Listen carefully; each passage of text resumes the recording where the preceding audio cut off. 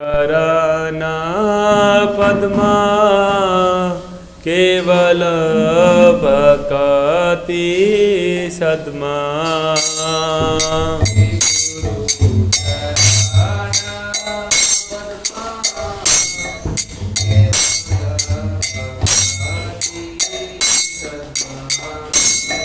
बंधु मोहि सावधान माते,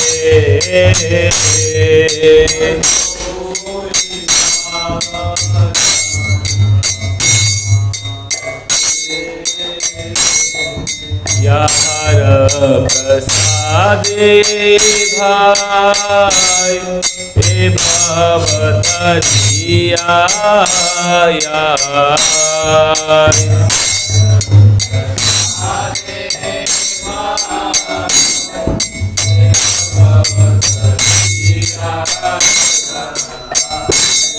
कृष्ण प्राप्ति हाय यहाँ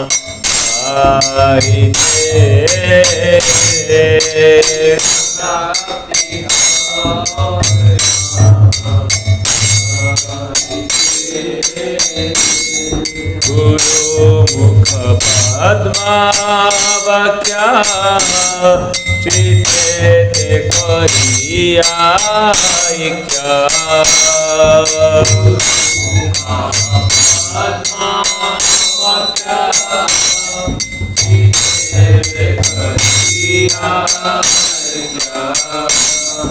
आरना करिहा माने आशा,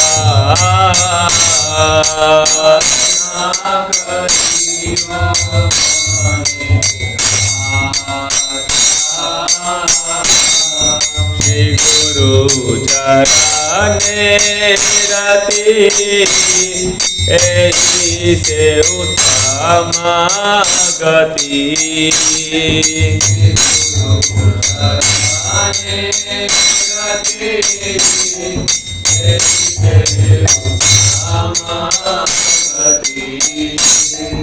ये प्रसाद पूरे सर्व आशा,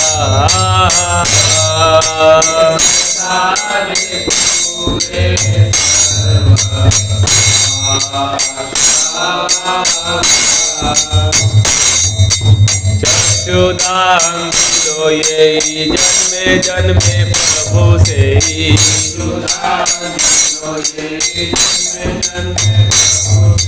चक्षुदान दिलो ये जन्मे जन्मे प्रभु से ही।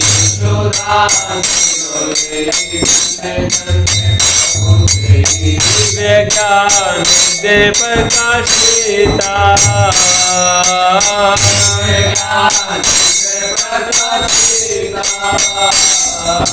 प्रेमा भक्ति अविद्या विनाशयाते।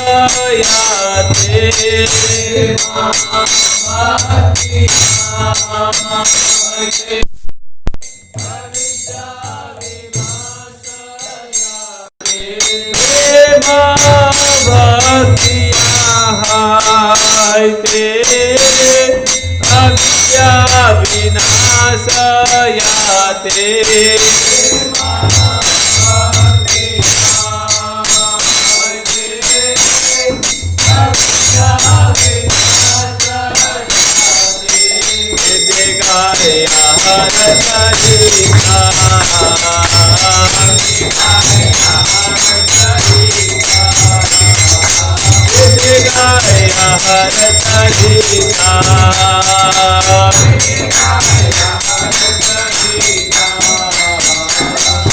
गुरु करुणा सिंधु अधम जनार बंधु।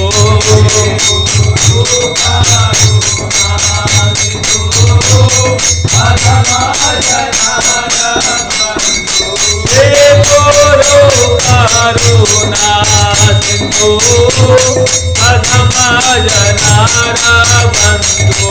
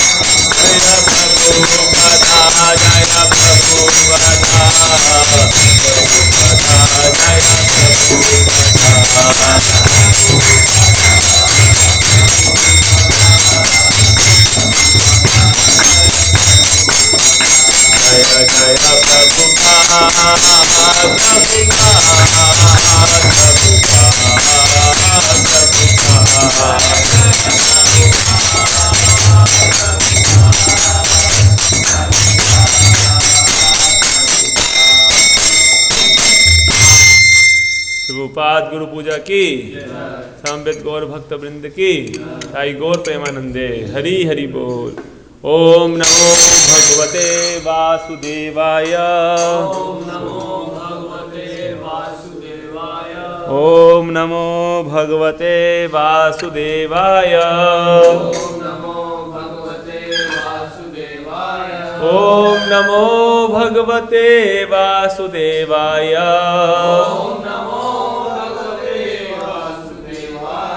नारायणं नमस्कृत्य नरं चैव नरोत्तमं देवीं सरस्वतीं व्यास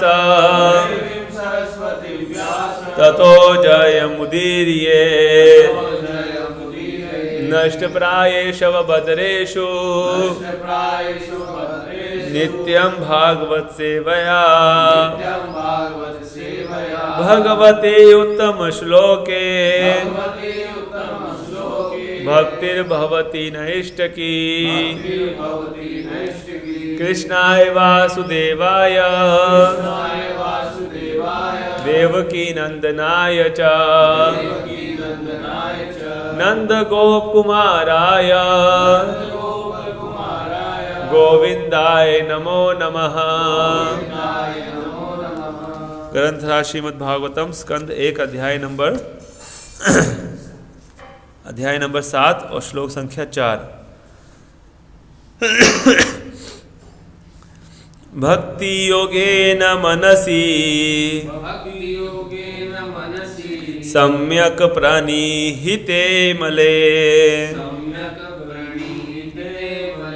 अपश्यत् पुरुषं पूर्णम् मायां च तद्पाश्रयम्। भक्ति योगेन मनसि सम्यक् प्रणीहिते मिले।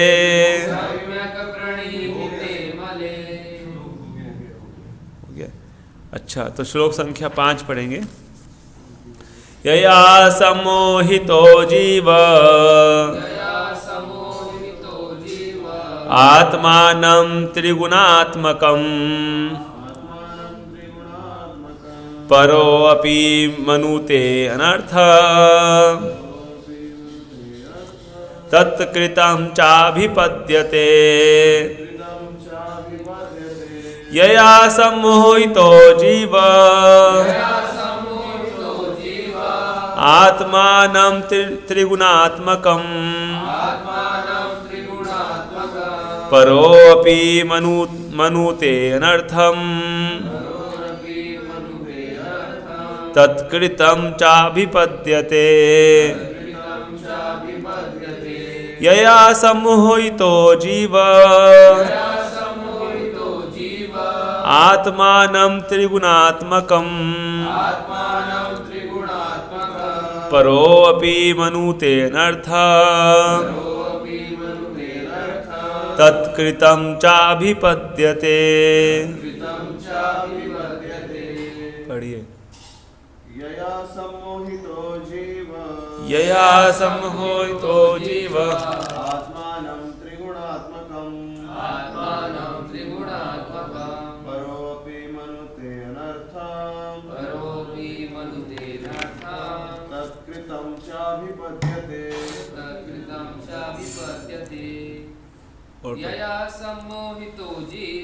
यया सम्मोहितो जीव आत्मानं त्रिगुणात्मकम् परोऽपि मनुते नर्थः तत्कृतं चाभिपद्यते।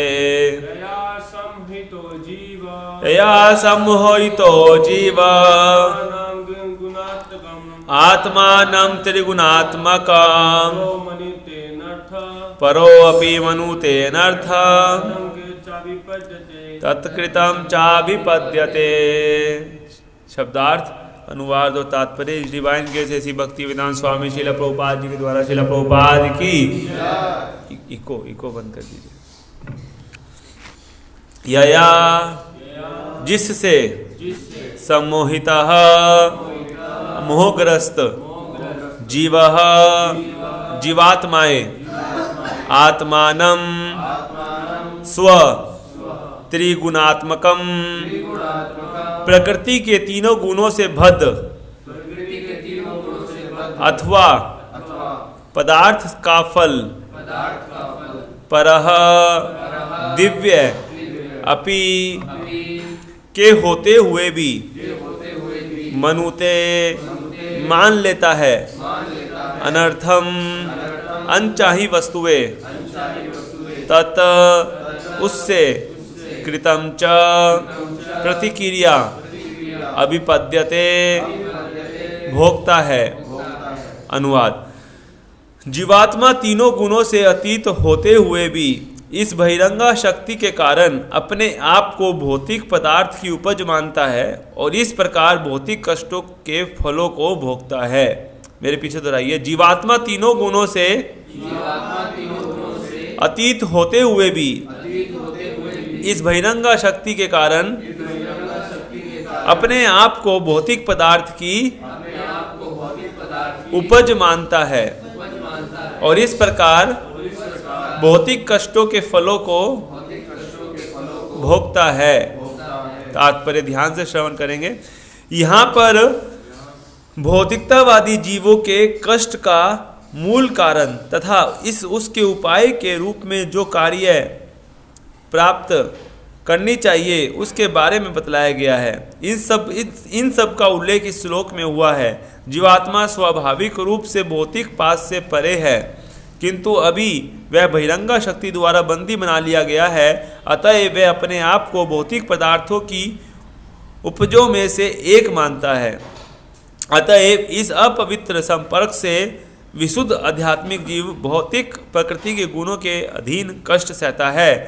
जीवात्मा भ्रमवश अपने को भौतिक पदार्थ मान बैठता है। इसका अर्थ यह हुआ कि भौतिक स्थिति के बस में होने के कारण उसके सोचने, अनुभव करने तथा चाहने की वर्तमान विकृत विधि उसके लिए स्वाभाविक नहीं है। तभी तो सोचने, अनुभव करने तथा चाहने का उसका अपना सामान्य तरीका होता है। जीव अपनी मूल अवस्था में सोचने, अनुभव करने और चाहने की शक्ति से रहित नहीं होता। भगवद गीता में भी पुष्टि हुई है कि बद्धजीव का वास्तविक ज्ञान अज्ञान से ढका रहता है। इस प्रकार यहाँ यह इस सिद्धांत का खंडन हो जाता है कि जीवात्मा परम निराकार भ्रम है। ऐसा हो नहीं सकता, क्योंकि जीवात्मा अपनी मूल अबद्ध अवस्था में भी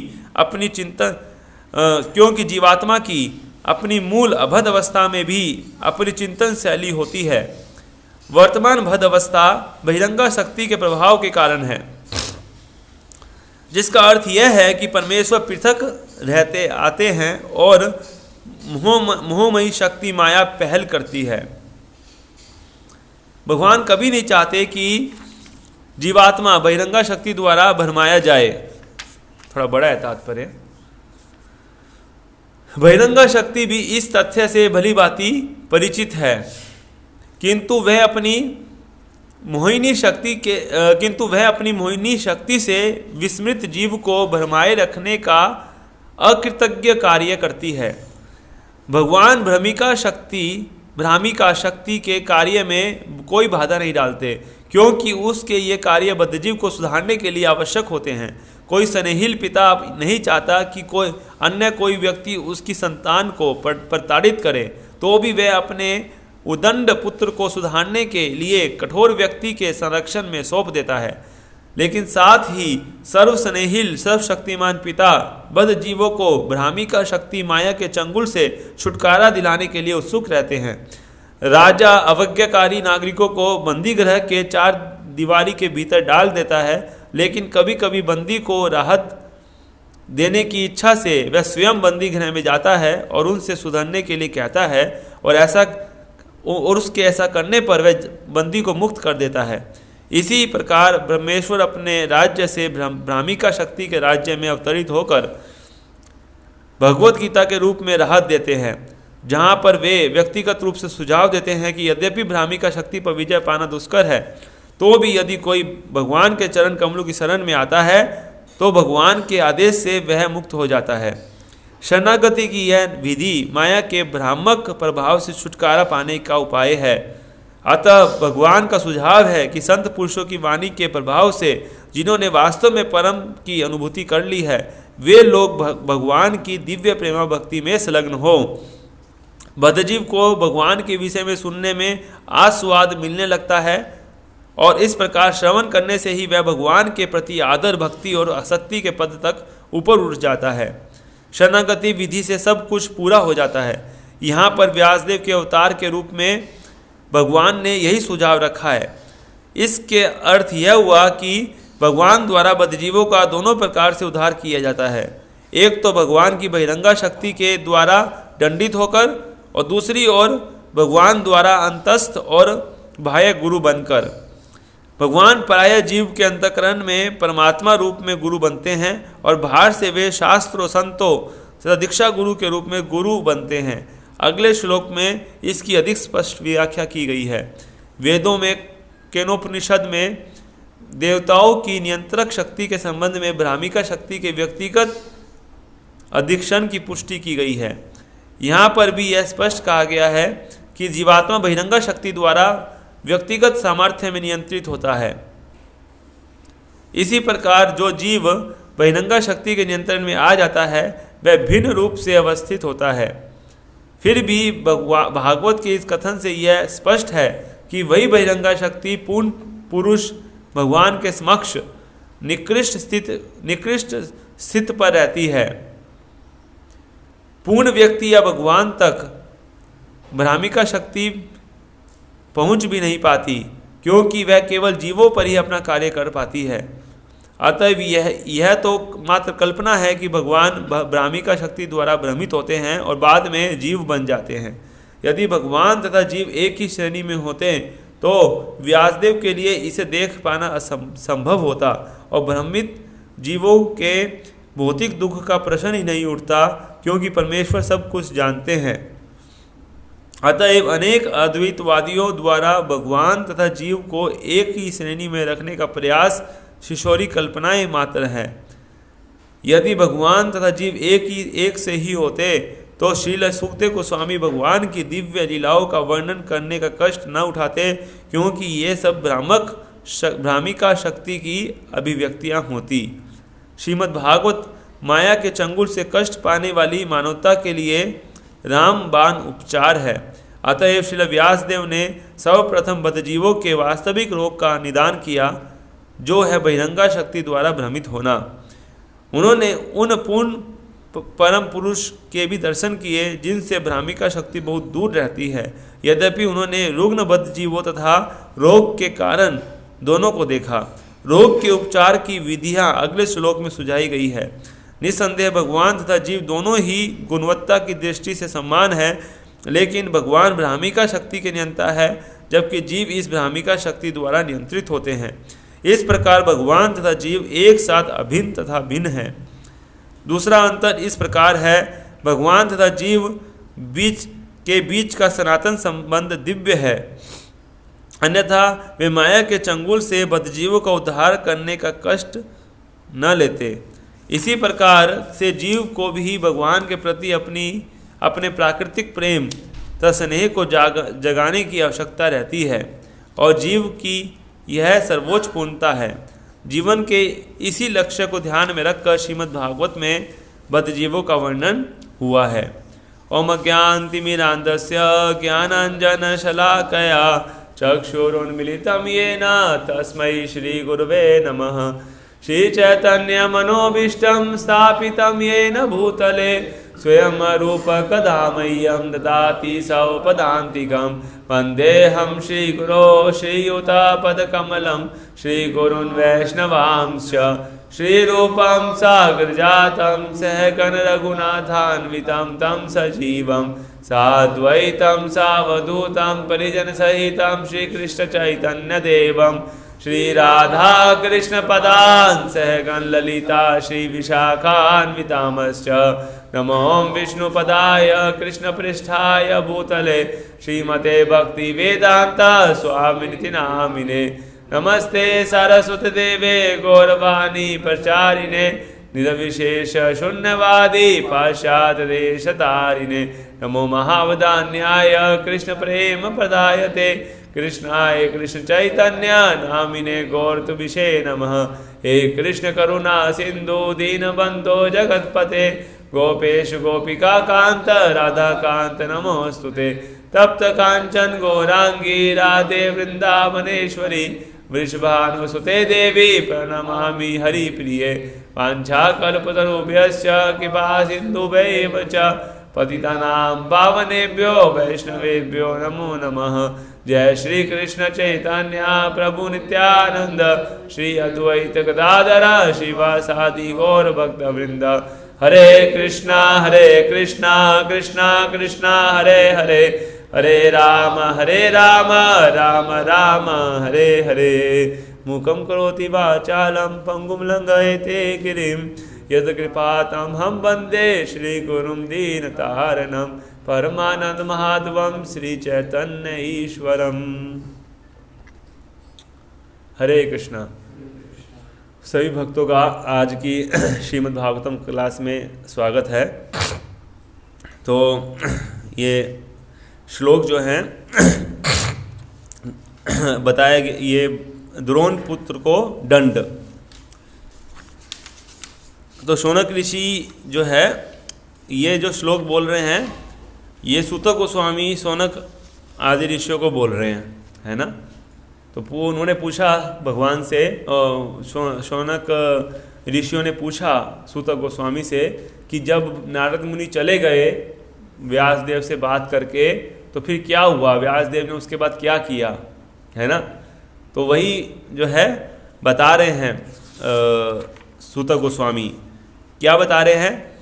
यया सम्मोहितो जीव आत्मानं त्रिगुणात्मकं परोऽपि मनुते अनर्थं तत्कृतं चाभिपद्यते।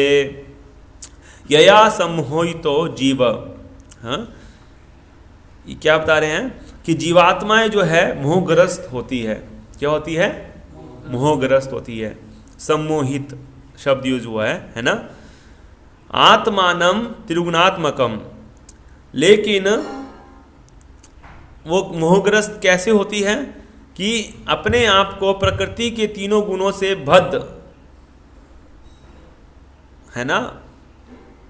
अपने आप को प्रकृति के तीनों गुणों से क्या है? बद्ध है। आत्मा क्या है? प्रकृति के तीन गुणों से बद्ध है, और अपने इसी कारण से अपने आप को पदार्थ की उपज मानती है कि मेरा शरीर जो है मटेरियल है। अपने आप को एक भौतिक शरीर के रूप में मानने लगते हैं हम, है ना, क्योंकि हम प्रकृति के तीन गुणों के अधीन हैं। है ना। यद्यपि तो हम आत्मा को प्रकृति के 3 गुण जो है वो स्पर्श नहीं कर सकते, वो तीनों गुणों से ऊपर होती है ना। लेकिन बहिरंगा शक्ति के कारण हम क्या समझते हैं, अपने आप को भौतिक पदार्थ की उपज मानते हैं कि मैं जो है भौतिक पदार्थ की उपज हूँ, ऐसा कि मैं शरीर हूँ, ऐसा हम समझते हैं। और इस प्रकार भौतिक कष्टों के फलों के भोगता है। भौतिक कष्ट जो है हमको बहुत सारे होते हैं, है ना, भौतिक कष्ट होते हैं इसलिए। तो यहाँ पर भौतिकतावादी जीवों के कष्ट का मूल कारण तथा उसके उपाय के रूप में जो कार्य करना चाहिए उसके बारे में बतलाया गया है। इन सब का उल्लेख इस श्लोक में हुआ है। जीवात्मा स्वाभाविक रूप से भौतिक पास से परे है, किंतु अभी वह बहिरंगा शक्ति द्वारा बंदी बना लिया गया है, अतएव वह अपने आप को भौतिक पदार्थ की उपजों में से एक मानता है। तो अतएव इस अपवित्र संपर्क से विशुद्ध आध्यात्मिक जीव भौतिक प्रकृति के गुणों के अधीन कष्ट सहता है। कि वैसे तो है ना, हमको भौतिक प्रकृति के 3 गुण छू नहीं सकते, लेकिन बहिरंगा शक्ति का प्रभाव हमारे ऊपर है इस समय। इस कारण से जो है हम क्या समझते हैं कि अपने आप को भौतिक पदार्थ की उपज मानते हैं, है ना, अपने आप को शरीर मानने लग जाते हैं।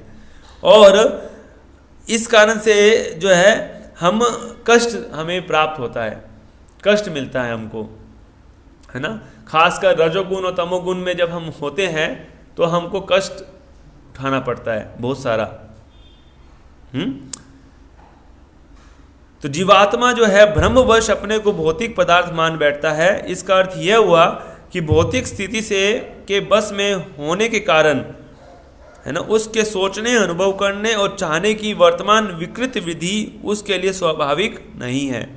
थिंकिंग, विलिंग एंड फीलिंग, है ना, सोचना और अनुभव करना और अपने और चाहना कि मेरे को क्या चाहिए, ये जो है उस अभी की जो भौतिक स्थिति है, ये स्वाभाविक स्थिति नहीं है हमारी, अस्वाभाविक स्थिति है। क्योंकि हम भौतिक चीज़ों को चाहते हैं, भौतिक रूप से हम फील भी भौतिक चीज़ों को प्राप्त करने के बारे में सोचते हैं और भौतिक ही फील करते हैं। आध्यात्मिक हमें तो अपनी आइडेंटिटी के बारे में पता ही नहीं है, पहचान के बारे में नहीं पता है ना, कि हम ये शरीर नहीं आत्मा है। इस कारण से हम जो है हमारी सोचना और अनुभव करना और चाहना, तीनों ही क्या है, थिंकिंग, विलिंग एंड फीलिंग, तीनों क्या है, भौतिक है, तीनों भौतिक है हमारा। इसी कारण से हम कष्ट उठाते हैं। और हमको क्या करना है, थिंकिंग, विलिंग और फीलिंग तीनों क्या करनी है, आध्यात्मिक करना चाहिए हमको, है ना।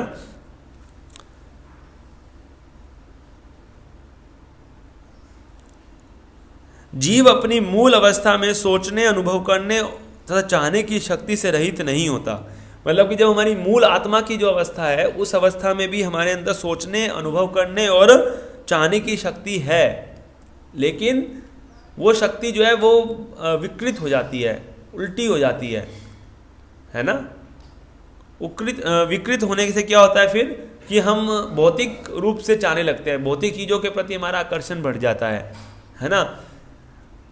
और साथ में हमारे सोचना भी भौतिक हो जाता है ना। दूसरों के बारे में ईर्ष्या करना, है ना, ईर्ष्या, द्वेष, ये सब हमारे अंदर आ जाता है ना। और फिर इसी प्रकार से हमारा अनुभव भी हम जो है भौतिक रूप से अनुभव करते हैं, कष्टों को, शरीर के कष्टों को सहते हैं।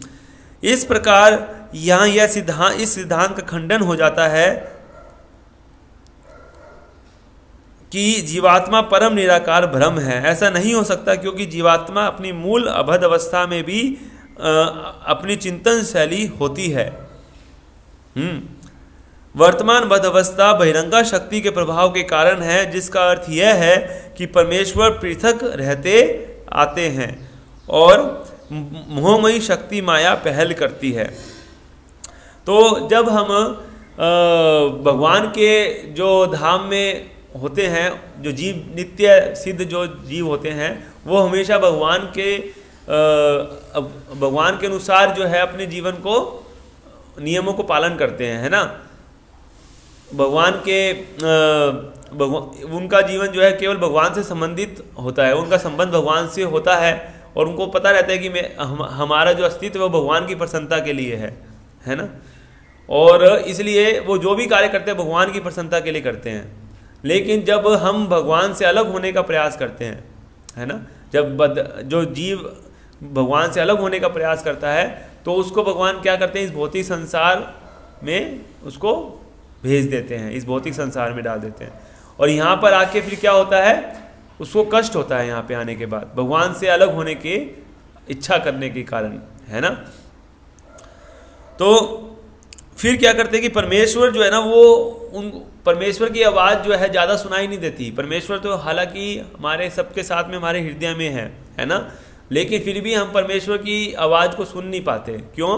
क्योंकि माया जो है वो हमें पहल करती है, माया की जो मोहमयी शक्ति है वो पहल करती है हमारे ऊपर, है ना। माया हमको सुनने नहीं देगी क्योंकि प्रकृति के तीनों गुणों का प्रभाव हमारे ऊपर बहुत ज़्यादा है, इसलिए माया हमको सुनने नहीं देती। जो भी भगवान भगवत गीता में संदेश दे के चले गए, है ना, लेकिन फिर भी हम जो है उस संदेश को फॉलो नहीं करने देगी माया। क्यों?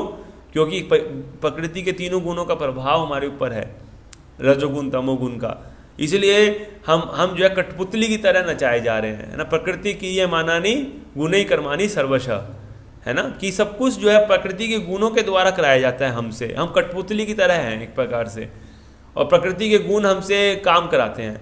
रजोगुण में होते हैं तो बहुत ज़्यादा इच्छा होती है कि बहुत हार्डवर्क करने की इच्छा होती है, बहुत हार्डवर्क करते हैं, है ना, भौतिक चीज़ को प्राप्त करने के लिए, है ना। और मतलब भौतिक चीज़ों के प्रति आकर्षण भी बहुत अधिक हो जाता है रजोगुण में, कि मेरे को धन चाहिए, मेरे को ये चाहिए, मेरे को वो चाहिए, बहुत सारी चीज़ें चाहिए मेरे को, है ना, ऐसा भाव आता है हमारा।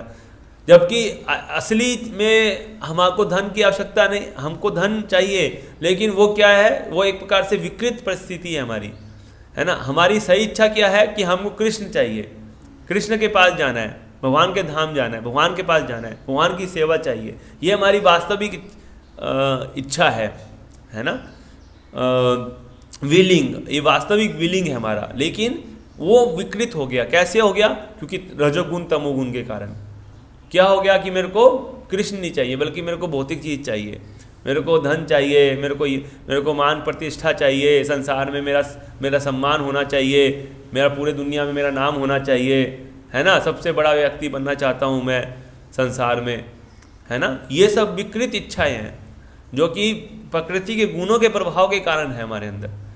जबकि ओरिजिनल इच्छा क्या है? ओरिजिनल इच्छा है कि मेरे को कृष्ण को प्राप्त करना है, कृष्ण की सेवा को चाहिए मेरे को, है ना।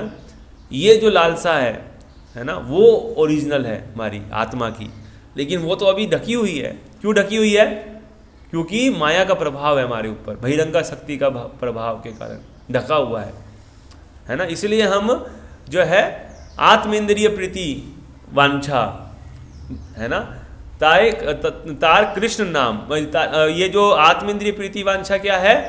काम, लस्ट है, अपनी इंद्रियों की तुष्टि की इच्छा, है ना, कि मेरे को कैसे तुष्टि प्राप्त होगी, इंद्रियों की तुष्टि कैसे प्राप्त होगी, ये इच्छा जो है काम, इसको काम बोलते हैं, लस्ट बोलते हैं, है ना।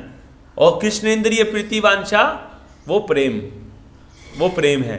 भगवान की इंद्रियों को कैसे तुष्ट करूं मैं, ताकि मैं भी तुष्ट हो जाऊं, वो प्रेम है। लेकिन भगवान की इंद्रियों के बारे में ना सोच के अपनी इंद्रियों के बारे में केवल सोचना कि मेरे को कैसे तुष्टि मिलेगी, उसी को क्या बोलते हैं? काम बोलते हैं, लस्ट बोलते हैं।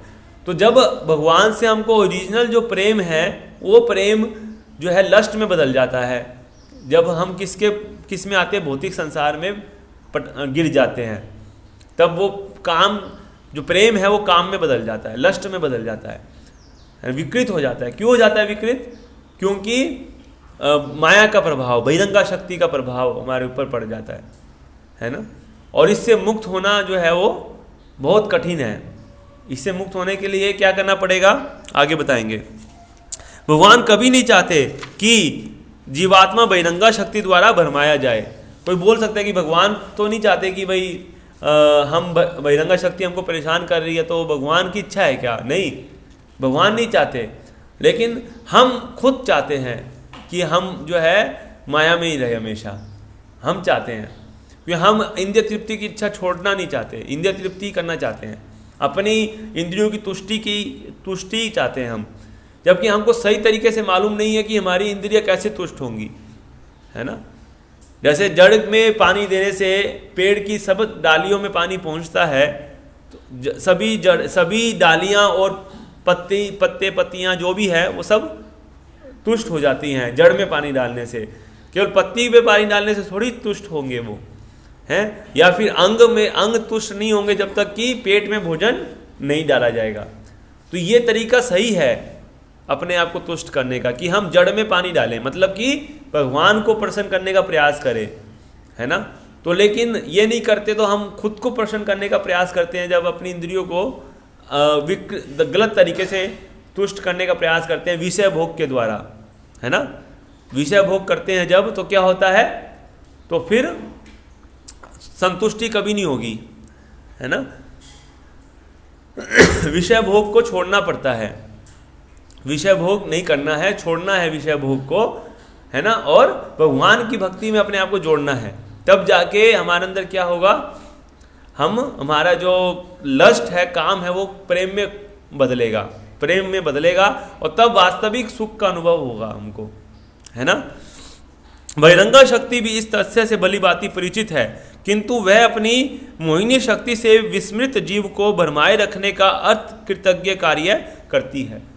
मतलब कि जो ये पुलिस के समान है, पुलिस जो है किसी भी कैदी को मारने में उनको खुशी नहीं मिलती। पुलिस को कैदी जो है वो पुलिस मारती है, कैदी को क्यों मारती है, उसको सुधारने के लिए, है ना।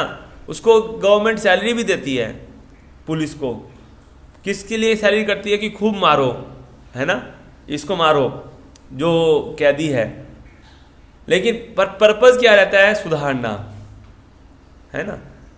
ऐसे गवर्नमेंट को मज़ा नहीं आता है किसी को मारने में, समझ रहे ना। इसी तरह से भगवान को, हम सभी भगवान हमारे पिता हैं, तो भगवान को ये मतलब नहीं, भगवान को अच्छा नहीं लगता है कि हमारी पिटाई हो रही है माया के द्वारा, है ना। भगवान चाहते हैं कि हम सुधर जाएं, इसलिए भगवान आते भी हैं इस संसार में, बार बार आते हैं, अवतार लेते हैं इस संसार में, और हमको ज्ञान भी देते हैं भगवद गीता के रूप में। लेकिन हम पढ़ना नहीं चाहते, हम उसको भगवद गीता को पढ़ते नहीं हैं, समझते नहीं हैं, भक्तों का संग नहीं करते। इसलिए क्या होता है, इसलिए हम सुधरने का नाम नहीं लेते। सुधरने की इच्छा नहीं है तो माया पीटती रहेगी हमको जन्म जन्मांतर, पुनरअपि जन्म पुनरअपि मरणम, बार बार मरना पड़ेगा, बार बार जन्म लेना पड़ेगा, जन्म मृत्यु जरा व्याधि, है ना, बार बार होगा, कष्ट होगा। जितनी बार ये शरीर मिलेगा उतनी बार कष्ट होगा। ये शरीर कोई अच्छा शरीर नहीं है हमको जो मिला है ना। ये बहुत ही घृणित है ये शरीर हमारा, जो हमको ये भौतिक शरीर प्राप्त हुआ है। इसलिए इस शरीर को दोबारा प्राप्त करने की इच्छा नहीं होनी चाहिए हमारे अंदर। इसलिए जब तक हम जब तक हम जो है इंद्रिय तृप्ति की इच्छा को खत्म नहीं करेंगे, भगवान की तृप्ति, भगवान को कैसे संतुष्ट किया जाए ये नहीं सोचेंगे, है ना, और अपने आप को भगवान से नहीं जोड़ेंगे, तब तक क्या होगा, तब तक ये शरीर दोबारा लेना पड़ेगा, बार बार लेना पड़ेगा, है ना। तो ये जो है ये शरीर जो है एक प्रकार से क्या है कि हम कैदी हैं, हम इस संसार में क्या हैं, कैदी हैं। और जिस तरह पुलिस दंड देती है किसी कैदी को, वैसे ही हमको दंड दिया जा रहा है माया के द्वारा। माया पुलिस के समान है ना। और कब तक दंड देती रहेगी, जब तक कि हम सुधरने का नाम, जब तक मानेंगे नहीं कि हाँ नहीं मैं भोगता नहीं हूँ, कृष्ण ही भोगता है ना, भगवान ही भोगता है, मैं भोगता नहीं हूँ, भगवान ही भोगता है, और भगवान की प्रसन्नता के लिए कार्य करना है मुझे। ऐसा जब तक नहीं मानेंगे, इसको स्वीकार नहीं करेंगे, तब तक क्या होगा, कंटिन्यूअसली हमारी पिटाई होती रहेगी, है ना। और जैसे प्रधानमंत्री भी कई बार जो है जेल में जाते हैं, है ना, कैदियों को सुधारने के लिए रिक्वेस्ट करते हैं, उसी तरह से भगवान आते हैं इस संसार में, हमको रिक्वेस्ट करते हैं कि आप सुधर जाइए। हम लोग सुधरने, अपनी लीलाएं भी करते हैं आके, लेकिन हम सुधरने के लिए रेडी नहीं हैं होते, है ना।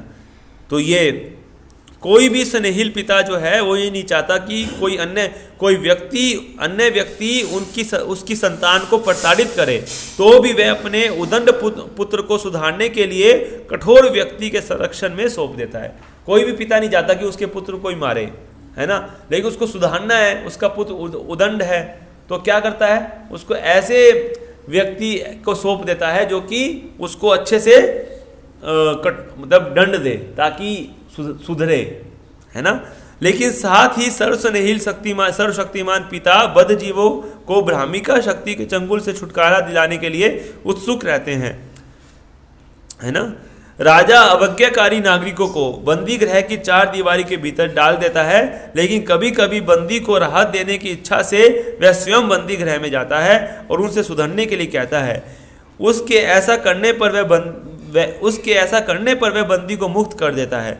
इसी प्रकार परमेश्वर अपने राज्य से भ्रामिका शक्ति के राज्य में अवतरित होकर भगवत गीता के रूप में राहत देते हैं, जहां पर वे व्यक्तिगत रूप से सुझाव देते हैं कि यद्यपि भ्रामिका शक्ति पर विजय पाना दुष्कर है, तो भी यदि कोई भगवान के चरण कमलों की शरण में आता है ना, तो भगवान के आदेश से वह मुक्त हो जाता है। भगवान के चरणों की शरण में आने से मुक्त हो जाएंगे।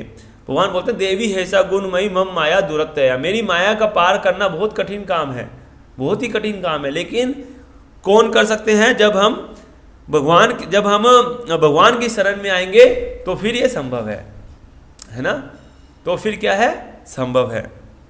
अतः भगवान का सुझाव है कि संत पुरुषों की वाणी के प्रभाव से जिन्होंने वास्तव में परम सत्य की अनुभूति कर ली है, वे लोग भगवान की दिव्य प्रेमा भक्ति में संलग्न हो, है ना, कि हम लोग भगवान की प्रेम भक्ति में संलग्न होना चाहिए, है ना। जैसे एक चिड़िया जो है वो उसके जो अंडे हैं एक समुद्र के किनारे देने पर समुद्र ने उसके अंडे छीन लिए हैं, है ना।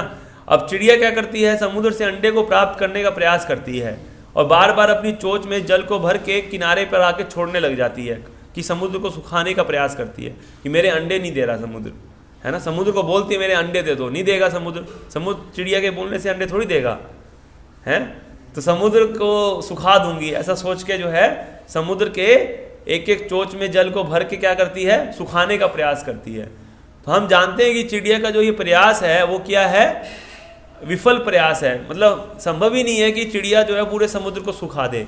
संभव है क्या, नहीं संभव है, क्योंकि समुद्र इतना बड़ा है, विशाल है, और उसने अंडे ले लिए तो ले लिए भाई, अब इतने अंडे ले रहे इतने ये जो, लेकिन उसकी जो इच्छा है कि भाई मेरे को मेरे अंडे मिलने चाहिए, वो उसकी प्रबल है, चिड़िया की प्रबल इच्छा है उसके अंदर। ये नहीं कि छोड़ दिया उसने, चलो नहीं दे रहा तो छोड़ो यार, हम नए अंडे दे दूंगी, ऐसा नहीं सोच रही वो, मेरे को चाहिए ही चाहिए, ये उसकी प्रबल इच्छा है। तो इसी इच्छा के तहत वो क्या कर रही है, मेहनत कर रही है। सुबह से शाम हो गई है, एक एक बूंद जल को भर भर के जो है रिक्त करने का प्रयास कर, समुद्र को खाली कर दूंगी ऐसा सोच रही है। लेकिन उसकी इस प्रयास को देख करके जो है गरुड़ जी जो है वो बड़े, गरुड़ जी के तक खबर पहुंच जाती है कि भाई एक छोटी चिड़िया जो है वो क्या कर रही है, प्रयास कर रही है अपने अंडे को प्राप्त करने का।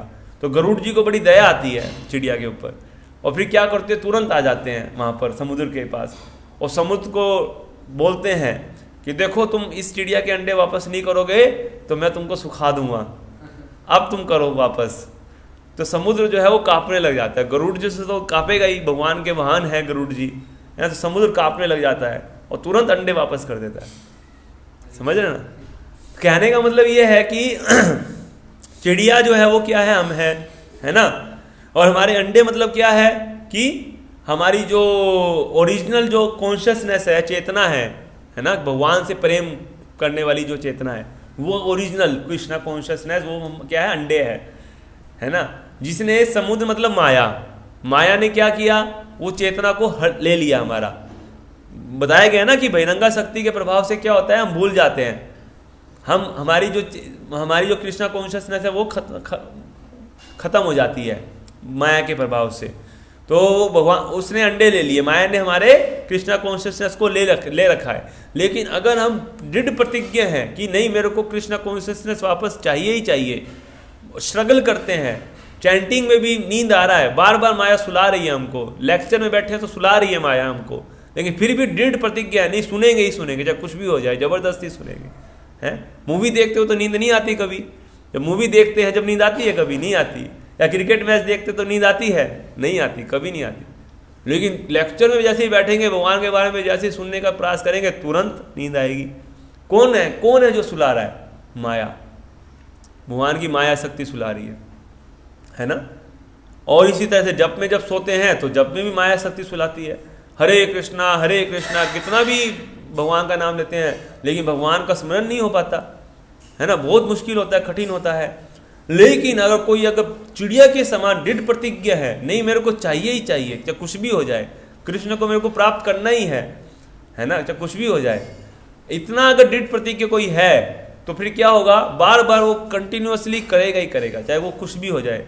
बैठेगा, जब प्रयास खड़े हो जाएगा, लेक्चर में खड़े होके सुनेगा, है ना, जब में खड़े होके करेगा, ध्यान और स्ट्रगल करेगा। स्ट्रगल करते करते क्या होगा, प्रभुपाद जी जो गरुड़ की जी के समान है, उन तक खबर पहुंच जाएगी, प्रभुपाद जी तक, है ना।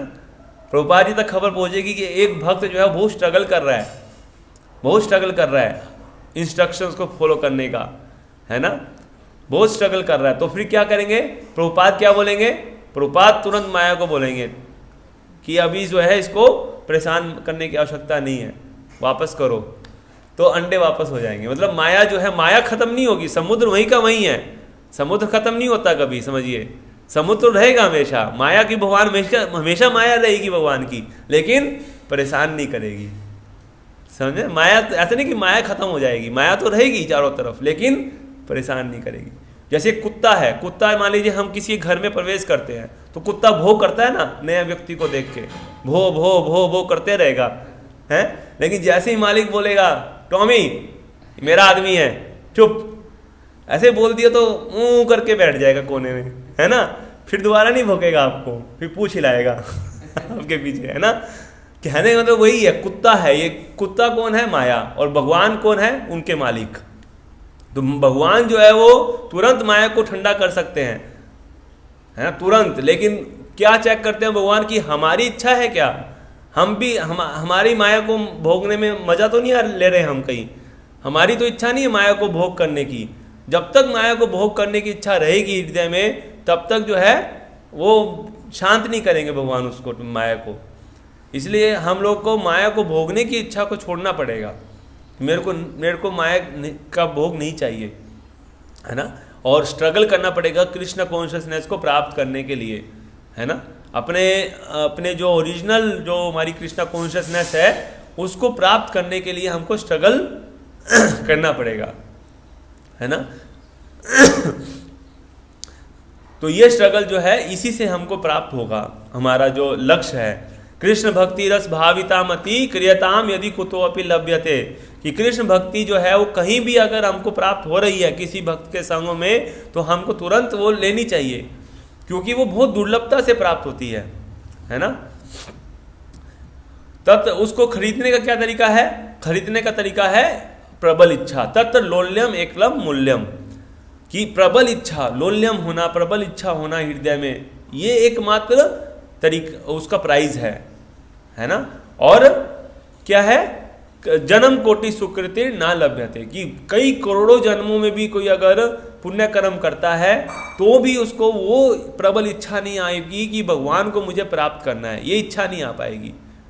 क्यों नहीं आ पाएगी, क्योंकि ये बहुत ही कठिन है इसको प्राप्त करना, कि मेरे को कृष्ण को प्राप्त करना, नौकरी प्राप्त करना है, ये इच्छा तो प्रबल हमेशा रहेगी, है, धन प्राप्त करना है, दुनिया का सबसे बड़ा व्यक्ति बनना है ना, ये इच्छा आ जाएगी। मेरे को पूजा प्रतिष्ठा हो जाए, मैं यूट्यूब जो है सेलिब्रिटी बन जाऊं, है ना, बड़ा बड़ा व्यक्ति मेरे चरणों में गिर जाए, मेरे सबसे ज़्यादा सब्सक्राइबर्स हो जाए यूट्यूब पे, ये सब इच्छाएं रहेंगी हमारे अंदर, है ना। लेकिन ये इच्छा नहीं आएगी कि कृष्ण को प्राप्त करना है, कृष्ण की भक्ति करना है, भगवान को संतुष्ट करना है ना, भगवान की सेवा करना है, ये इच्छा नहीं आ पाएगी, शुद्ध इच्छा, है ना। अन्य अभिलाषिता शून्यम ज्ञान कर्मादि अनावृतम, कि कोई इच्छा और कुछ है ही नहीं, अन्य अभिलाषिता शून्यम, बिल्कुल शून्य, कोई इच्छा नहीं है इसके अलावा, केवल कृष्ण की संतुष्टि के अलावा, भगवान को प्रसन्न करने के अलावा, गुरु को प्रसन्न करने के अलावा, है। ये जो है ये कैसे आएगा? ऐसे भक्त के संग करने से आएगा जिस भक्त के अंदर ये है, उन भक्तों से श्रवण करने से आएगा जिसके अंदर है ये, है ना, उनका संग करके, उनसे श्रवण करके, है ना, तब ये आएगा। प्रभुपाद जी की किताब पढ़ कर, प्रभुपाद जी का संग करके, है ना, तब ये हमारे अंदर आएगा। और जब ये आ जाएगा तो फिर जो है, फिर ये जीवन का जो लक्ष्य है ना वो हमको प्राप्त हो जाएगा, फिर हमको ये प्राप्त हो जाएगा, है ना। तो जब तक मेहनत करना है, जब तक कि हमको जो है हमारा लक्ष्य प्राप्त नहीं हो जाता, कि भगवान के प्रति हमारा जो है भगवान में मन लगना नहीं भगवान से जो है हमको कृष्ण कॉन्शियसनेस को हमारा वापस मिलना चाहिए किसी भी हाल में। हमारे 24 घंटे 24 आवर्स तेषाम सतत युक्ता नाम, भगवान हमेशा बोलते हैं कि हमको सतत भगवान की सेवा में लगना है, लगातार भगवान के बारे में सोचना है ना, प्रीतिपूर्वक सोचना है ना, प्रेम से। तो इसलिए जब भी हम करते हैं, जो भी हम सेवा भी हम करते हैं, बहुत सारी चीज़ें करते हैं, तो हमको ये सोचना चाहिए, है ना, कि हम वो प्रीतिपूर्वक कर रहे हैं क्या नहीं कर रहे हैं। प्रीतिपूर्वक करना चाहिए कि मैं किसके लिए कर रहा हूँ, कृष्णा के लिए कर रहा हूँ, ये भाव रख के करना चाहिए, है ना। चाहे हम कोई भी सेवा कर रहे हैं, हम कुकिंग कर रहे हैं तो किसके लिए कर रहे हैं, ये सोचना चाहिए कृष्णा के लिए कर रहा हूँ, हैं। जब हम मान लीजिए भगवान के लिए कीर्तन कर रहे हैं तो कृष्ण के लिए कर रहा हूँ। जब हम लेक्चर दे रहे हैं तो भी ये सोचना चाहिए किसके लिए दे रहा हूँ, कृष्ण की प्रसन्नता के लिए कर रहा हूँ। इस तरह से अभ्यास करना चाहिए हर एक जगह पे, है ना। तो ये चीज़ कि भगवान की प्रसन्नता, गुरु की प्रसन्नता के लिए मैं हर कार्य को कर रहा हूँ, है ना। यशस्त्री संध्यम, 3 संध्याएं, यानी कि हर कार्य की शुरुआत में, हर कार्य के बीच में और हर कार्य के लास्ट में, अंत में यही सोचना चाहिए कि कृष्ण के लिए कर रहा हूँ मैं, गुरु के लिए कर रहा हूँ मैं ये कार्य, है। तो कार्य को बदलने की आवश्यकता नहीं है। आप पढ़ाई भी कर रहे हैं, आप नौकरी भी कर रहे हैं तो गलत नहीं है, लेकिन वो नौकरी और पढ़ाई किसके लिए होना चाहिए, कृष्णा के लिए होना चाहिए। ये सोचना चाहिए कृष्णा के लिए कर, उसका जो फल है वो भगवान को अर्पित करना चाहिए, खुद भोग नहीं करना चाहिए, है ना। तो इस प्रकार से हम जो है अपनी जो बीमारी है उस पर विजय प्राप्त कर पाएंगे, है ना। तो इसी को बोलते हैं शरणागति, है ना। ये है शरणागति। तो शरणागति की यह विधि जो है माया के भ्रामक प्रभाव से छुटकारा पाने का उपाय है। तो माया का जो भ्रामक प्रभाव हमारे ऊपर है, इसका उपाय यही है कि हम शरणागति को प्राप्त करें। शरणागति के 6 लक्षण होते हैं। दैन्य मतलब क्या होता है, सबसे पहले दैन्य, ये हमें विनम्र होना चाहिए, चैलेंजिंग मूड कभी नहीं आना चाहिए, हमेशा विनम्र होना चाहिए गुरु के समक्ष, वैष्णवों के समक्ष, और जिज्ञासा करनी चाहिए, विनम्रता, है ना। और अपना जितना भी चीज़ हमारे पास है, आत्मनिवेदन, सब कुछ भगवान को चरणों में समर्पित करना चाहिए, सब कुछ कृष्ण की प्रसन्नता के लिए, मेरे लिए कुछ भी नहीं है ना। और मेरा पालन पोषण केवल कृष्ण करने वाले हैं, इसलिए हमको 10 जगह पे डिपेंड नहीं होना चाहिए कि मेरा पालन पोषण मेरा बॉस करता है, या मेरे माता पिता करेंगे, या मेरा कोई और समाज करेगा, है ना। ये नहीं होना चाहिए, कृष्ण मेरे पालन पोषण करने वाले हैं, मेरे को खिलाने वाले कौन है, कृष्ण है, ये भाव होना चाहिए, है ना। और चौथा क्या है कि किसी भी परिस्थिति में हूँ मैं, लेकिन भगवान मेरी जरूर रक्षा करेंगे। एक बच्चा जो होता है वो किसी भी परिस्थिति में होता है, माता पिता को ध्यान रहता है बच्चे का, हमेशा होता है कि नहीं होता है। मान लीजिए बच्चा रोड पे जा रहा है तो माता पिता को चिंता है, अरे बच्चा को कोई एक्सीडेंट ना हो जाए, कोई उठा के ना ले जाए, होता है ना। कृष्ण को हमारा क्या, हर सेकंड कृष्ण को हमारा जो है क्या है, ध्यान है कि हमारी सुरक्षा कृष्ण करेंगे ही करेंगे। ये दृढ़ विश्वास हमारे अंदर होना चाहिए, है ना। ये भाव होना चाहिए, दृढ़ भाव होना चाहिए कि जरूर रक्षा करेंगे, हैं। तो ये जो है चौथा लक्षण है शरणागति का, कि ये विश्वास होना कि जरूर रक्षा करेंगे। जैसे चातक पक्षी है, चातक पक्षी जो है वो किसी भी परिस्थिति में केवल बादल से गिरी हुई बूंद का पानी ही पीता है, उसका स्वभाव ऐसा होता है। कभी भी वो जो है नहर का पानी या तालाब का पानी नहीं पीता, कितना भी प्यासा हो, है ना। जब बारिश होगी तो वही पानी पिएगा। तो बादल का मतलब क्या है, कृष्ण से जो कृपा प्राप्त होगी वही कृपा मेरे को चाहिए। मेरे को देवी देवताओं के पास नहीं जाना, किसी भी देवी देवताओं के पास नहीं जाना है, मेरे को किसी पे डिपेंड नहीं होना, किसी समाज पे डिपेंड नहीं होना, देश पे डिपेंड नहीं होना, घर पे डिपेंड नहीं होना, परिवार पे डिपेंड नहीं हूँ मैं। किस पे डिपेंड हूँ, केवल कृष्णा के ऊपर आश्रित हूँ, कृष्ण की कृपा के ऊपर। वही बादल वाला बात है कि बादल से पहली बूंद गिरेगी वही पिएगा चातक पक्षी। कई बार बादल जो है बिजली गिराएगा, ऐसा भी होता है, बिजली भी गिराता है कई बार उसके ऊपर, लेकिन फिर भी उसके भावना चेंज नहीं होती कि अभी बिजली गिरा दिया तो अब क्या मैं तुम्हारे पीछे ही पड़े रहूँगा क्या। बादल को ये नहीं बोलता है, मैं कहीं भी पानी पी सकता हूँ, इतना सारा पानी है, ऐसा नहीं बोलता वो, बल्कि फिर भी वही उसी बादल को ही देखते रहता है। इसी प्रकार से भगवान के ऊपर ही भक्त जो है हमेशा डिपेंड रहता है ना। चाहे वो कितने भी भगवान अगर कष्ट भी देते हैं तो भी भगवान के ऊपर ही डिपेंड रहता है। ये नहीं कि कष्ट मिल रहा है तो अब कृष्ण को छोड़ देते हैं, चलो नहीं, कष्ट मिलने से क्या होगा, हमारा ही शुद्धिकरण होगा, हमें ही प्यूरिफिकेशन होगा, है ना। हम लोग अंदर जो भोग विलास करने की जो इतनी प्रबल प्रवृत्ति है वो कैसे नष्ट होगी, कष्ट से नष्ट होगी। कष्ट जब मिलेगा तभी नष्ट होगी। तो भगवान जानते हैं कि किसको कितनी मात्रा में कष्ट देना है। जरूरी ज़्यादा कष्ट नहीं देते भगवान, उतना ही कष्ट देते हैं कि भाई ये मेरे पास रहे, फिर भी छोड़ देते हैं कई तो छोड़ देते हैं। अब भगवान क्या करें, है ना। तो लेकिन हमारे अंदर ये होना चाहिए कि कितना भी कष्ट मिले लेकिन हमको भगवान को नहीं छोड़ना है ना, और कभी डाउट नहीं करना है भगवान के ऊपर। तो ये चीज़ समझने की है। जैसे कि जब पूतना ने भगवान को मार दिया है तो पूतना को भी भगवान ने अपनी माता बनाया। सोचिए, पूतना जो है वो भगवान को मारने के लिए आई थी, है ना। हो बकियम स्तन कालकूटम, है ना, अपने स्तन पे कालकूट विष लगा के आई थी, है। अहो बकियम स्तन कालकूटम जिंघासया पाए याद अपि असाध्वी, और रूप बदल के आई थी, ऐसा नाटक करके आई थी, रूप बदल दिया था अपना, है ना, धोखा देने आई थी, है ना।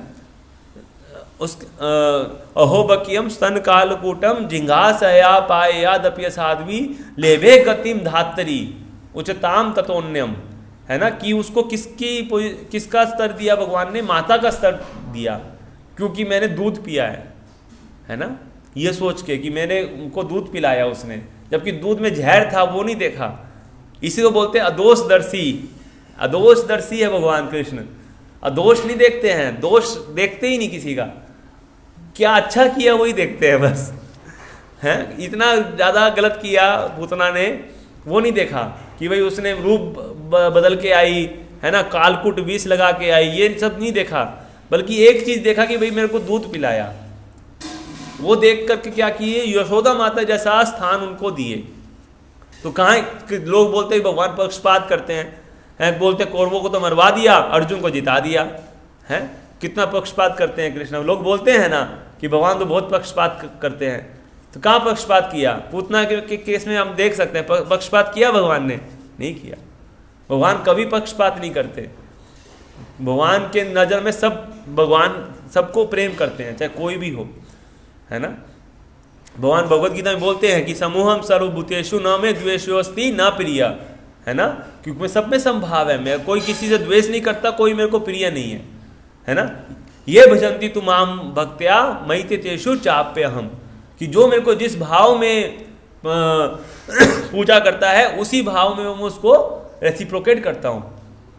तो भगवान भी तो, पिता भी तो ऐसे ही करेंगे, कोई भी हो, है ना। जबरदस्ती तो आप किसी को गले लगाएंगे नहीं, अब कोई लगना ही नहीं चाहता गले, तो क्या करेंगे, उसको दूर से ही प्रेम करेंगे। तो यही बात है। तो भगवान कभी पक्षपात नहीं करते। आप देखिए शिशुपाल ने इतनी गाली दिया, रासुई यज्ञ में शिशुपाल ने इतनी गाली दिया कृष्ण को, है, तो भगवान ने उसको भी सायुज्य मुक्ति प्रदान किया, अपने शरीर के अंदर उसको मुक्ति दे दिया भगवान ने। तो युधिष्ठिर महाराज प्रश्न पूछ रहे हैं कि अरे ये कैसे हो गया, भगवान को जो गाली दे रहा है वो कैसे मुक्ति पा गया है। तो नारद मुनि बताते हैं कि भगवान तो जो किसी से भी द्वेष नहीं करते, भगवान से कोई अगर द्वेष करके भी अगर भगवान को क्या करता है, याद करता है, तो भी भगवान उसको मुक्ति दे देते हैं। द्वेष करके भी याद करना भगवान को जो है, भगवान उसको सेम मानते हैं, कोई नहीं। ऐसा कौन मिलेगा बताइए, है। आपसे कोई द्वेष करता है तो आप उसको प्रेम कर सकते हैं क्या, संभव है? नहीं संभव है हमारे लिए। लेकिन भगवान का देखिए स्थिति, भगवान अगर कोई द्वेष भी कर रहा है, गाली भी दे रहा है, जैसे शिशुपाल गाली दिया है, कंस ने जो है वो इतना गाली दिया, है ना, लेकिन उसके बाद भी जो है भगवान उसको सायुज्य मुक्ति दे रहे हैं, अपने ही धाम में सायुज्य मुक्ति दिया। फिर बाद में तो उनको वो भी दे दिया, क्या कहते हैं, सारूप्य मुक्ति भी दे दिया। शिशुपाल को थोड़े समय के लिए सायुज्य मुक्ति मिली, फिर बाद में तो धाम में सारूप्य मुक्ति मिल गई, वैकुंठ में है। तो कोई सोच सकता है जब गाली देने वाले को सायुज्य या सारूप्य मुक्ति मिल रही है तो प्रेम से जो सेवा करेगा उसको क्या मिलेगा? कोई सोच सकता है। ये प्रश्न बोल रहे हैं, ये बोल रहे हैं सुखदेव गोस्वामी कि जो केवल मार रहा है भगवान को, जो भगवान को उल्टी तरह से गाली दे रहा है, जो भगवान को विष दे रहा है, उनको ऐसी ऐसी गति मिल रही है कि वो भगवान उनको किसी को माँ बना रहे हैं, किसी को अपने धाम में मुक्ति दे रहे हैं। तो सोचो जो भगवान को प्रेम से हरे कृष्णा कृष्णा कृष्णा हरे हरे, हरे राम राम राम हरे हरे, जो प्रीतिपूर्वक करेगा उसको क्या देंगे भगवान? हैं, उसको तो भगवान खुद दे देंगे अपने आप को। मतलब मैं तुम्हारा दास, तुम मेरे मालिक, है ना। जैसे अर्जुन को भगवान जो है खुद उनके सर्वेंट बन गए, भगवान चैरिटियर बन गए, ड्राइवर बन गए उनके खुद हैं, और उनको उनकी लात सह रहे हैं। अर्जुन लात मार रहे हैं भगवान को, भगवान सह रहे हैं। यशोदा के द्वारा भगवान जो है खुद बंध गए, है ना, और भगवान रो रहे हैं, काँप रहे हैं यशोदा मैया से। इस प्रकार से आदान प्रदान जो है भगवान करते हैं। भगवान क्या हमको देते हैं हम सोच भी नहीं सकते अगर हम प्रीतिपूर्वक भगवान को करते हैं। तो इस तरह से भगवान से जुड़ने में कि कोई नुकसान नहीं है, चाहे हम प्रीतिपूर्वक जुड़ें और चाहे तो ज़बरदस्ती करें। लेकिन हमको जो है ये जो भक्ति का प्रोसेस है इसमें दृढ़ होना ही चाहिए। अगर हम दृढ़ नहीं रहेंगे तो ये हमारा ही नुकसान है। किसका नुकसान है? भगवान का नुकसान है कि कुछ? भगवान का नुकसान नहीं है, हमारा ही नुकसान है। हमें ही जो है ये संसार में जो त्रिताप है ना, त्रिताप को सहना पड़ेगा, जन्म जन्मांतर सहना पड़ेगा, हमारा ही नुकसान है और सुधरने में हमारी ही भलाई है ना। तो इसलिए हम लोग क्या करना चाहिए? भगवान की भक्ति में अपने आप को दृढ़तापूर्वक लगाना चाहिए, है ना। भगवान की भक्ति में अपने आप को दृढ़तापूर्वक लगाना चाहिए। तो यहाँ पे प्रभुपाद जी ये भी बता रहे हैं कि भगवान, कई लोगों का ये डाउट होता है कि भगवान और जीव तो एक ही है। तो भगवान और जीव कभी भी एक नहीं होते हैं, अलग अलग हैं, है ना, एक श्रेणी में कभी नहीं होते हैं, है ना। तो भगवान जो है वो कभी भी माया में नहीं आते हैं। भगवान कभी भी क्या नहीं आते? माया में नहीं आते कभी भी। ऐसा नहीं होता कि भगवान कभी माया में पड़ जाते, नहीं, हम ही माया में पढ़ते हैं, केवल भगवान नहीं पढ़ते, है ना। और भगवान और जीव जो है वो मतलब कि सेम नहीं होते कभी, है ना। जैसे कि समुद्र की बूंद है और समुद्र का पानी है, समुद्र विशाल होता है लेकिन समुद्र की बूंद छोटी होती है। तो गुणों के में तो भगवान के समान हैं, हो सकते हैं हम, और पूर्ण रूप से गुणों में भी समान नहीं हो सकते। कुछ हद तक गुणों में समान हो सकते हैं, कुछ हद तक, है ना, 78% ओनली, है ना। उसके अलावा 64 गुण होते हैं भगवान में, उसमें से 48 गुण हमारे अंदर आ सकते हैं, मैक्सिमम 48, है ना। उसके अलावा मात्रात्मक तरीके से तो बहुत ही अलग है भगवान से हम। मात्रात्मक में तो कोई वो नहीं है भगवान की। हम तो भगवान विभु हैं और अनु हैं, हम छोटे कण के समान हैं भगवान के सामने, हैं। तो इस प्रकार से हमें पता नहीं, जिसको बोलते हैं अचिंत भेदा भेद तत्व, इसी को बोलते हैं। कई बार भक्तों को पता ही नहीं रहता अचिंत भेदा भेद तत्व होता क्या है। अचिंत भेदा भेद तत्व यही है कि जीव जो है भगवान के समान भी है क्योंकि गुणात्मक तरीके से, लेकिन मात्रात्मक तरीके से क्या है? भगवान से अलग है बिल्कुल। इसलिए भेद भी है और अभेद भी है, इसी को अचिंत भेदा भेद तत्व बोलते हैं, है ना। जबकि जो अद्वैतवादी होते हैं वो क्या बोलते हैं कि नहीं, जीव और परमात्मा भगवान एक ही है ना। वो परमात्मावादी जो है, ब्रह्मवादी ऐसे ही होते हैं जो बोलते हैं कि जीव और भगवान एक ही है ना। तो हमको ऐसे लोगों के चक्कर में नहीं पड़ना चाहिए, बचना चाहिए ऐसे लोगों से जो बोलते हैं कि हम ही भगवान हैं, हम भी भगवान बन जाएंगे, है ना। तो ये जो है ब्रह्मवादी और परमात्मावादी जो होते हैं, ये इस प्रकार के लोग होते हैं। लेकिन जो भक्त होते हैं वो समझते हैं कि भगवान के समान हम कभी नहीं हो सकते, हम भगवान कभी नहीं बन सकते, है ना। इस बात को समझना है। तो यहाँ पे जो है ये बता रहे हैं कि श्रील व्यासदेव ने सर्वप्रथम बद्ध जीवों के वास्तविक रोग का निदान किया, जो है बहिरंगा शक्ति द्वारा भ्रमित होना। उन्होंने उन पूर्ण पुरुष के दर्शन भी किए जिनसे भ्रमिका शक्ति बहुत दूर रहती है ना। तो भगवान जो है से दूर रहती है भगवान की माया, भगवान के पास नहीं आती।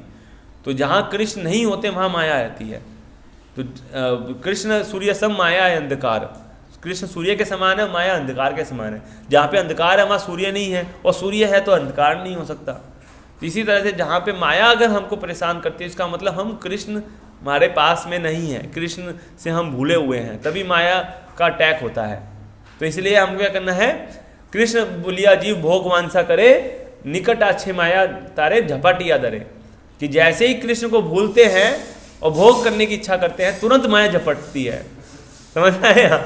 ऐसा नहीं है माया जब बिल्ली की जैसे चूहे पे झपटती है ना, वैसे ही तैयार रहती है माया झपटने के लिए। जैसे ही भोग करने की इच्छा किया, तुरंत झपट जाएगी माया हमारे ऊपर। तो इसलिए भोग करने की इच्छा नहीं करनी, कृष्ण को भूलना ही नहीं है, कृष्ण को हमेशा याद रखने का प्रयास करना है। हमेशा तैयार, जो भी काम करूँ कृष्ण के लिए कर रहा हूँ, कृष्ण के लिए कर रहा हूँ, ऐसा अगर बार बार रिपीट करेंगे, है ना, तो फिर क्या होगा, फिर माया को छू नहीं पाएगी, माया छूनी नहीं पाएगी, है ना। और धीरे धीरे प्रयास करते करते जो है हमें मुक्ति मिलेगी माया से। तो इसलिए इसी प्रकार से बता रहे हैं कि ये हो गया।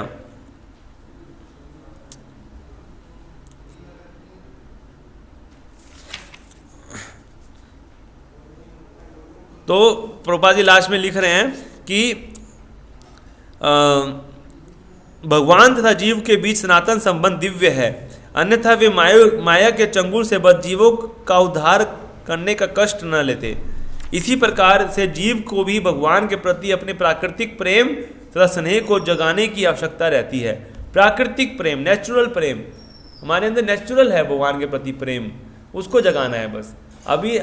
अभी नेचुरल जो है वो और चीज़ों के प्रति प्रेम नेचुरल लगता है, जैसे है ना भौतिक चीज़ों के प्रति, है ना, भौतिक मतलब कि जो एक्टर एक्ट्रेसेस होते हैं उनके प्रति हमारा आकर्षण हो जाता है। भगवान अगर बड़े बड़े कार्य करते हैं लेकिन हमारा आकर्षण नहीं है भगवान के प्रति।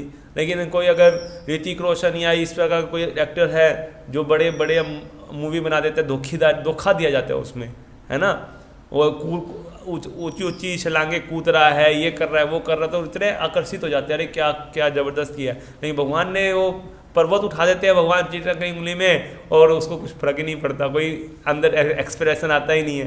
क्यों? क्योंकि नेचुरली नहीं है भगवान के प्रति प्रेम अभी।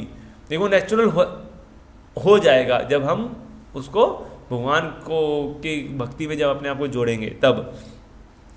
और जीवन की इस लक्ष्य को ध्यान में रखकर श्रीमद् भागवत में भक्त जीवों का वर्णन हुआ है। तो इस प्रकार से हमको अपने आप को जो है भगवान की सेवा में अपने आप को लगाना चाहिए, है ना। तो बहुत बहुत धन्यवाद। इसमें किसी का कोई डाउट है? वैसे समय हो चुका है, कोई प्रश्न है?